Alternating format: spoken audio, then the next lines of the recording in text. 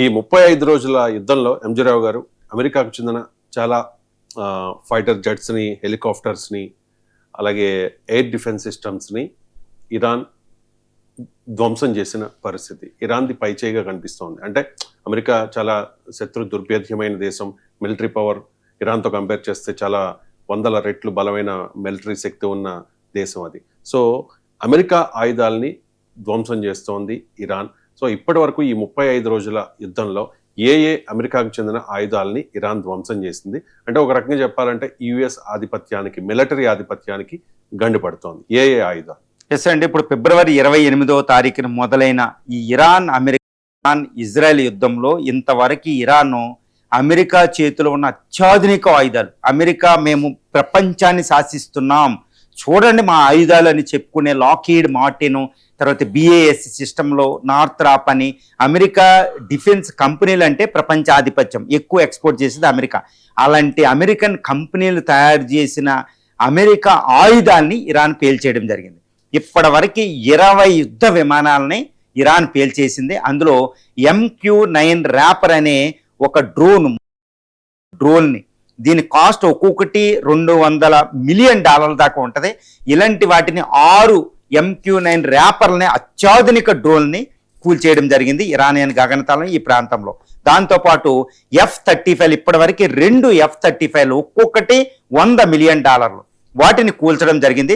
తర్వాత E-10 sentry అంటారన్నమాట. ఇవేంటంటే Boeing 707ని అతిపెద్ద మిలిటరీ ఎయిర్ క్రాఫ్ట్ క్యారియర్ని ఒక అవాక్స్ అంటే ఎర్లీ వార్నింగ్ సిస్టమ్ని కమాండ్ కంట్రోల్గా తయారు చేసింది.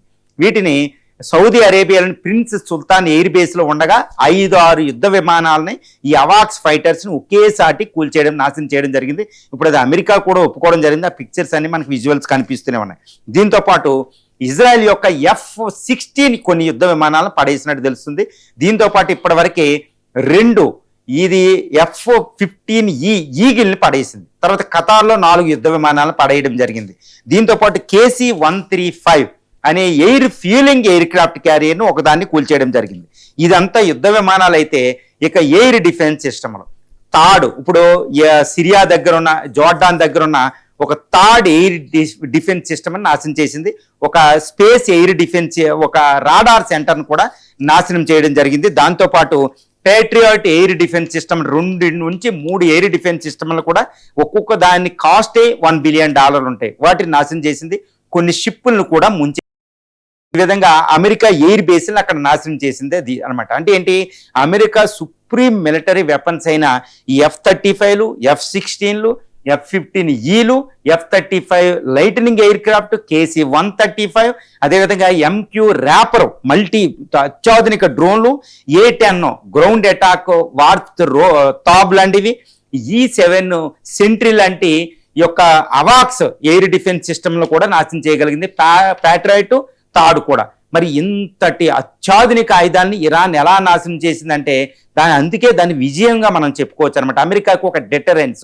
ఎప్పుడైతే ఆయుధాలు కోల్పోతున్నామో, వీరులను కోల్పోతున్నామో, ఆ యుద్ధంలో వాటేపు వాళ్ళతో పోరాడడం అనేది అంత ఈజీ కాదనమాట. అంటే ఇరాన్ ఒక నేషన్గా, అంటే ఒక వారియర్గా అక్కడ ఫైట్ చేస్తుంది. అది కూడా ఎదుటివాడికి నష్టాన్ని కలిగించేది, చాలా దెబ్బలు తింటుంది. ఇరాన్ చాలా నష్టపోయింది ఈ యుద్ధంలో. అంటే నేను ఎప్పుడు చెప్తా, గత 5,000 సంవత్సరాల పర్షియన్ చరిత్రలోనే, అంటే అలెగ్జాండర్ అటాక్ చేసిన తర్వాత అతిపెద్ద అటాక్ అయితే నేను చెప్తాను పర్షియన్ చరిత్రలో, ఇరాన్ చరిత్రలో. అంతటి దారుణమైన వినాశనాన్ని ఇటు ఇజ్రాయెల్, అమెరికాలు చేస్తున్నాయి. అయినప్పటికీ ఇది ప్రతిఘటిస్తూ అమెరికా యొక్క గ్రేటెస్ట్ వెపన్స్ని నాశనం చేస్తుందంటే ఇక అమెరికా అక్కడ ఏం చేయాలో ఒక తెలియని పరిస్థితి అనమాట. అమెరికన్ ఎయిర్ ఫోర్స్లో, అమెరికన్ ఆర్మీలో, అమెరికన్ నేవీలో ఒక రకమైన డిప్రెషన్, అంటే అమెరికా సైనికులు చాలా ఇబ్బందికర పరిస్థితుల్లో డిప్రెషన్లో ఉన్నారని తెలుస్తుంది. వ్యతిరేకత వస్తుంది.